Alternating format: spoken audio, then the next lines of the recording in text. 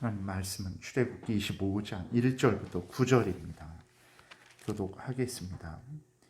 여호와께서 모세에게 말씀하여 이르시되 이스라엘 자손에게 명령하여 내가 예물을 가지고 오라 하고 기쁜 마음으로 내는 자가 내게 바치는 모든 것을 너희는 받을지니라. 너희가 그들에게서 받을 예물은 이러하니 금과 은과 놋과 청색, 자색, 홍색 실과 가는 배실과 염소 털과 붉은 물들인 순양의 가죽과 해달의 가죽과 조각목과 등유와 관유에 드는 향료와 분향할 향을 만들 향품과 호마노며 에봇과 흉패에 물릴 보석이니라. 내가 그들 중에 거할 성소를 그들이 나를 위하여 짓되 물은 내가 내게 보이는 모양대로 장막을 짓고 기구들도 그 모양을 따라 지을지니라. 아멘. 기도드리겠습니다. 살아계신 하나님 감사합니다. 이 시간 하나님의 말씀을 전하고 듣습니다. 성령께서 역사하셔서 우리를 향한 하나님의 뜻을 잘 깨달아 알게 도우시고 또 하나님이 알려주시는 대로 잘 믿고 따르는 복된 신앙생활 하게 도우소서. 감사드리고 예수 그리스도의 이름으로 기도드렸습니다. 아멘. 오늘 그 25장부터 31장까지 성막과 성막의 기구들을 만들 때에 어떻게 만들어야 될지에 대한 설계도를 하나님께서 말씀해 주시고 또 이제 그 32장부터 34장까지는 황금 송아지로 인해서 하나님께 징벌을 받는 것이 기록되어 있고 38장부터 36장부터 40장까지는 하나님이 말씀하신 대로 성막과 성막의 기구들 또 제사장의 옷 이러한 것들을 그대로 만든 내용이 기록되어 있습니다. 그러니까 이 성막과 성전의 기구들에 대해서 어마어마한 분량이 이제 기록된 것이죠. 25장부터 31장, 36장부터 또 40장까지가 성막과 성막의 기구들을 만드는 내용입니다. 그러면 하나님께서 왜 이렇게 성막과 그 기구들을 아주 자세하게 제사장들의 입는 옷도 아주 자세하게 옷감은 무엇으로 하고 그 다음에 그 옷은 어떤 형태로 만들고 이러한 모든 것들에 대해서 아주 자세하게 이렇게 말씀을 하세요.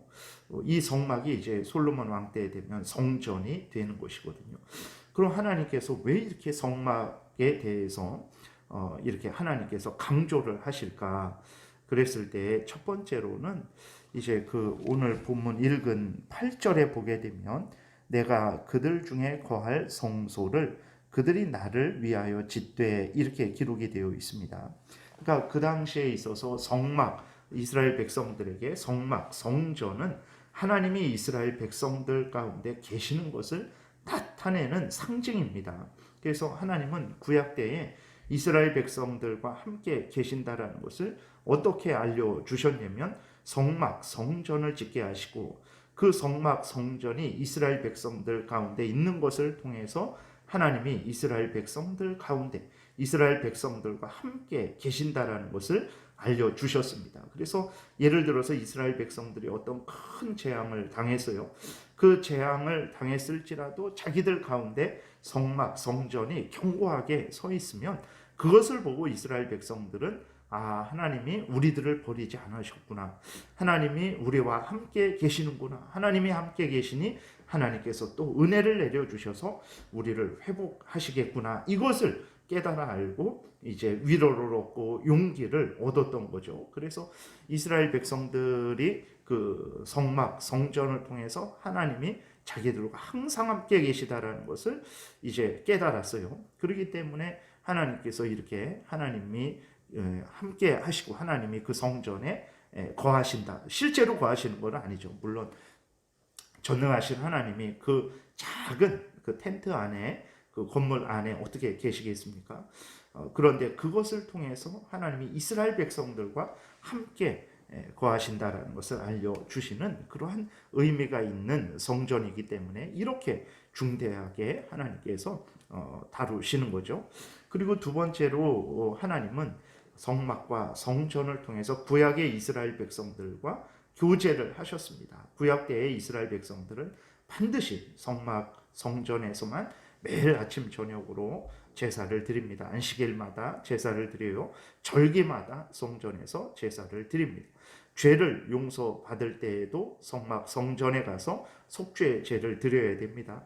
하나님께 감사하고 영광을 돌리고 또 은혜를 구할 때에도 성막 성전에 가서 또 제사를 드려야 되는 거예요. 그렇게 이스라엘 백성들이 하나님과 그렇게 영적으로 교제하는 곳, 하나님 앞에 예배 드리는 곳, 그곳은 어디에서만 구약 때에는 성막 성전에서만 그렇게 하나님께서 그렇게 허락을 하셨습니다. 그래서 성막 성전은 하나님과 교제하는 곳으로서 이스라엘 백성들에게 절대적인 곳이었어요. 그래서 이제 시편 84편도 보게 되면 다윗이 이제 사울에게 쫓겨서 그 성막에서 나아가서 성막에 나아가서 하나님께 제사 드리지 못하고 하나님의 은혜를 누리지 못하는 것에 대해서 너무나 안타까워하면서 그 성막에 속히 나가서 하나님 앞에 제사 드릴 것을 간절히 기도하는 그러한 내용이 있는 것을 우리가 보게 됩니다. 그래서 구약 백성들에게 있어서 성막 성전은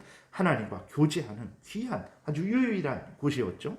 그렇기 때문에 하나님께서 이렇게 성막 성전에 대해서 아주 강조하고 중대하게 다루시는 것이고, 세 번째로는 이제 이 성막 성전이 그 안에 있는 여러 기구들을 또 성막 성전에서 드리는 제사들, 이러한 것들을 통해서 하나님께서 이스라엘 백성들에게 예수 그리스도를 증거하셨습니다. 성막 성전에서 예를 들어서 속죄제를 드릴 때에도 그 속죄제가 바로 예수 그리스도께서 우리를 대신해서 십자가에 못 박혀 죽으심으로 우리의 죄가 용서된다라는 것을 이스라엘 백성들에게 가르쳐 주시는 것이거든요. 그래서 하나님은 구약의 그 성막 성전 거기에서 행해지는 그러한 일들, 또 기구들, 이런 것들을 통해서 구원자 예수 그리스도를 이스라엘 백성들에게 알려주신 거죠. 그렇기 때문에 하나님께서 이렇게 성막 성전을 중대하게 다루시는 것입니다. 그러니까 구약의 이스라엘 백성들에게 있어서 성막 성전이 없으면 하나님을 섬길 수도 없는 것이고 하나님의 은혜를 받을 수도 없는 것이고 예수 그리스도를 소개받을 수도 없는 거예요. 이스라엘 백성들에게 있어서 성막 성전은 아주 절대 중심이었습니다. 종교적인 삶, 일상적인 삶, 모든 것들이 성막 성전을 통해서 이루어진 것이죠. 그래서 이스라엘 백성들이 이제 범죄하면서 하나님께서 예레미야를 통해서 계속 경고하시죠. 너희들이 이제 멸망을 당할 것이다. 바벨론에 의해서 침략을 당할 것이다. 그랬을 때 이스라엘 백성들이 믿지를 않습니다. 예레미야가 그렇게 전하는데도 믿지 않아요. 왜 그랬냐면 성전이 그냥 굳게 서 있으니까, 아니 성전이 저렇게 있는데 하나님이 우리들을 망하게 하시겠어? 그럼 성전이 무너지든지 어떻게 하든지 해야 되겠지. 성전, 저 솔로몬이 그렇게 견고하게 아름답게 세운 성전이 그렇게 무너지지 않고 굳게 서 있으니까 이스라엘 백성들은 하나님이 자기들과 함께 하시는 줄 알았어요. 그래갖고 죄를 회개하지도 않고 예레미야의 말을 듣고 그렇게 준비하지도 않았던 거죠. 그 정도로 하나님이 이스라엘 백성들이 성전을 절대적으로 생각을 했던 거예요. 근데 그들은 형식적으로 그렇게 생각을 하는 잘못에 빠져버렸던 거죠. 그래서 이렇게 성전이 어쨌든 이스라엘 백성들에게, 구약의 이스라엘 백성들에게 있어서는 아주 절대적이었습니다. 그래서 예레미야 때 그 경고대로 하나님이 바벨론에 의해서 이제 성전도 무너뜨리시죠. 그런 헛된 건물을 의지하는 그러한 그 건물을 통해서 하나님을 바라보라고 하셨는데 건물만 바라보는 그것 때문에 하나님께서 그 성전을 무너뜨리시고 또 70년 동안 포로가 되게 하시는데, 그럼에도 불구하고 구약 때에는 하나님께서 성전을 통해서 이스라엘 백성들과 교제하시고 또 그 성전을 통해서 예수 그리스도를 증거하셨기 때문에 이스라엘 백성들이 70년 만에 돌아왔을 때에도 하나님이 제일 먼저 명령하신 것은 무엇이냐면 성전을 재건하고 그 성전에서 드리는 제사를 회복시킬 것을 하나님께서 명령하셨던 것입니다. 그래서 이렇게 성전이 구약의 이스라엘 백성들에게 있어서는 아주 절대적으로 중요한 것이기 때문에 계속해서 강조하고 계신 것이죠. 그리고 오늘 그 1절부터 보게 되면 이제 하나님이 이러한 목적을 가지고 성막을 이제 아직 솔로몬 때까지는 성막 이제 텐트입니다. 텐트로 만들어진 그러한 곳이라서 성막이라 그리고 솔로몬 때에는 아주 그 아름답게 돌로 이렇게 만들어져서 그곳을 성전 이렇게 부르는 거죠. 오늘 그 하나님께서 모세를 통해서 이스라엘 백성들에게 이제 성막을 건축할 것을 명령을 하세요. 그리고 성막을 건축하기 위해서 필요한 그러한 예물들을 하나님이 이제 이스라엘 백성들에게 그 하나님께 드려라라고 말씀을 하십니다. 그러니까 전능하신 하나님께서 직접 성막을 지으실 수도 있지만 하나님이 이스라엘 백성들에게 예물을 드리라. 그래서 그 예물을 통해서 하나님께서 성막을 이제 지으시는데 왜 그렇게 하시냐? 직접 하나님께서 말씀으로 그렇게 하셔도 될 텐데 이스라엘 백성들을 들로 하여금 또 이스라엘 백성들이 바친 예물로 그렇게 성전을 지으시는 것은 바로 이스라엘 백성들을 이제 이 귀한 역사에 하나님의 그 역사에 동참케 하셔서 그들을 복되게 하시려는 것이라는 것을 우리가 늘 잊지 말아야 됩니다. 오늘날도 마찬가지죠.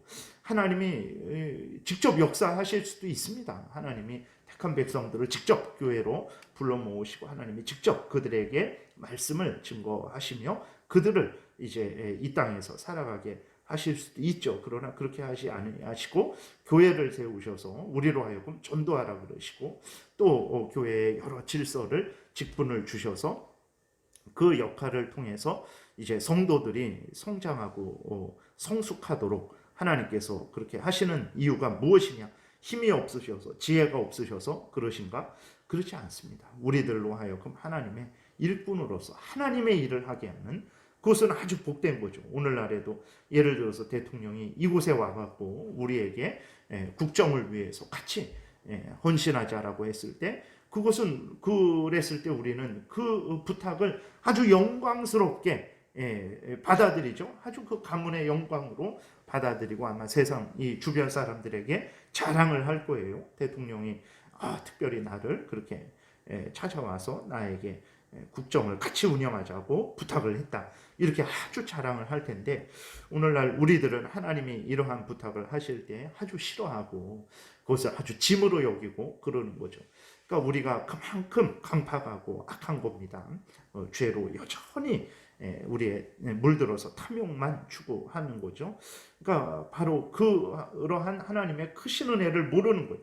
세상적으로는 그것을 알지만 하나님의 이 놀라운 은혜의 영광의 구원의 역사에 동참케 하도록 하나님께서 우리를 초대하시는데 그것을 우리는 아주 짐으로 여기는 거죠.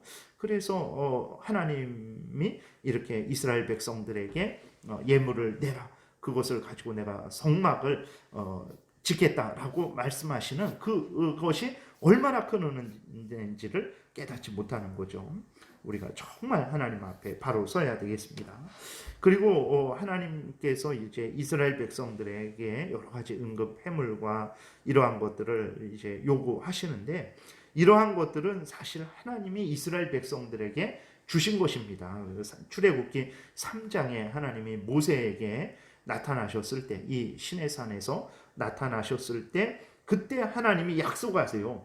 이스라엘 백성들이 애굽에서 나올 텐데 그때 애굽 사람들로 하여금 이스라엘 백성들이 여러 가지 은금 패물과 의복을 받게 하겠다. 그렇게 가지고 나오게 하겠다. 이렇게 말씀을 하십니다.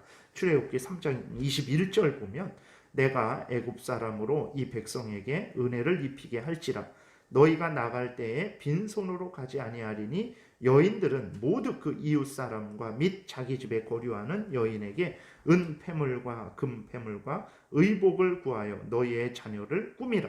너희는 애굽 사람들의 물품을 취하리라. 이렇게 모세를 처음 만나셨을 때 하나님께서 이스라엘 백성들을 애굽에서 나오게 하실 텐데 그때에 빈손으로 나오지 않고 애굽 사람들로부터 많은 것들을 얻어 나오게 하겠다. 이렇게 말씀을 하시고 또 출애굽기 12장 거기에 35절에 보게 되면 하나님이 말씀하신 대로 금은 패물과 여러 가지 의복을 얻어 나오게 하시거든요. 그러니까 하나님이 이스라엘 백성들에게 오늘 요구하시는 것들은 없는 것을 요구하시는 거 아닙니다. 그리고 하나님이 주시지도 않은 거 요구하시는 것이 아니라 하나님이 그들에게 주신 것을 다시 하나님이 요구하시는 거예요.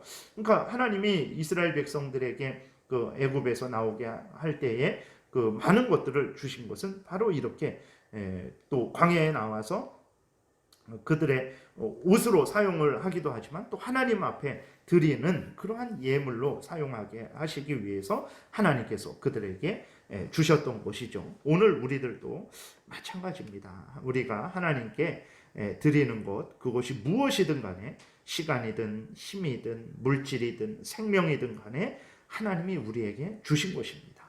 모든 것들 다 하나님이 우리에게 주신 것이고 그것들을 우리가 받아서 우리가 사용하다가 하나님 앞에 드리는 것이 헌금입니다. 그러니까 헌금이라는 것은 정말 내가 스스로 만들어내고 내 거, 하나님 것은 하나님하고는 전혀 상관없는데 내 거, 내가 스스로 만들어낸 내 것을 드리는 게 아니라 하나님의 은혜로 나에게 주신 것들 중에서 일부를 구별해서 감사함으로 다시 하나님께 돌려드리는 것이 바로 그것이 헌금인 것이죠.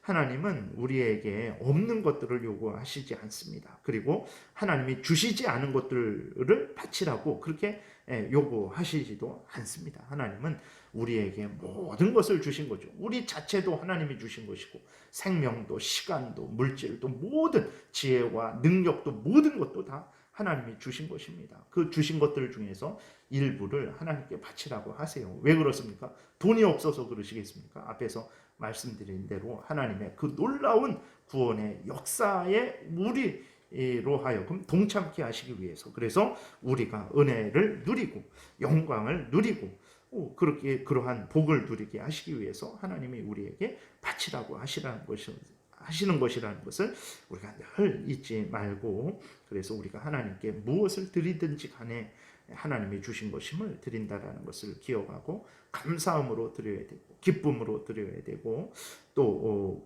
그 모든 것들을 마음과 뜻과 정성과 목숨을 함께 바쳐서 하나님 앞에 드리며, 또 하나님이 우리를 이 땅에 살게 하신 목적대로 또 우리에게 그 모든 것들을 주신 목적대로 하나님의 영광을 위해서 사용하는 또 살아가는 그러한 복된 삶을 살아야 되겠습니다. 기도드리겠습니다. 살아계신 하나님 아버지 감사합니다. 하나님께서 이스라엘 백성들을 위해서 이렇게 세세하게 하나님 아버지께서 말씀을 하시고 또 그 말씀하신 그대로 이루셔서 이스라엘 백성들을 복되게 하신 것을 우리가 성경을 통해서 확인하게 됩니다. 이러한 같은 은혜와 사랑으로 우리와 함께 하시며 우리를 지키시고 보호하신다라는 것을 분명히 깨달아 알고 우리가 더욱 하나님을 사랑하고 의지하고 감사하며 하나님을 위해서 살아가게 도우소서. 복된 주일 오고 가는 발걸음을 안전하게 하나님 지켜 보호하여 주옵시고 예배 드릴 때에도 온전히 주장하여 주옵소서. 하나님께서 지키시고 인도하시기를 바라고 예수 그리스도의 이름으로 기도드렸습니다. 아멘.